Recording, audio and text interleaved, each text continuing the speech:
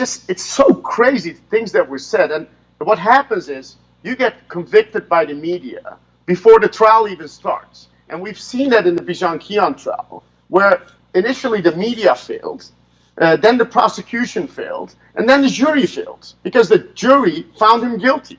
Whereas the judge, thank God, did not fail. The judge actually said that no rational jury could come to that conclusion. So for lack of evidence, he overturned the verdict of the jury, which I'm sure must have been very difficult for this judge.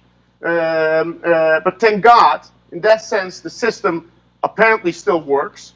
Hopefully a bit sooner in the future than later. But it's just been a very, very difficult process. At some point, I had a crying mother on the line. I had to explain to my mother, who had read some articles in the media, that it wasn't true. So she was asking me, imagine your own mother asking you, my son, why did you do this? And I had to explain to her there was absolutely no way I would ever do that. And she was telling me, we did not raise you this way.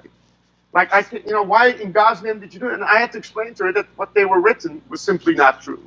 So it's very difficult to explain to the viewers, what we've been through. But you won't understand it unless you live through it. And I'm sure, I had the luxury of not presenting myself to the courts. And I've been criticized for that as well.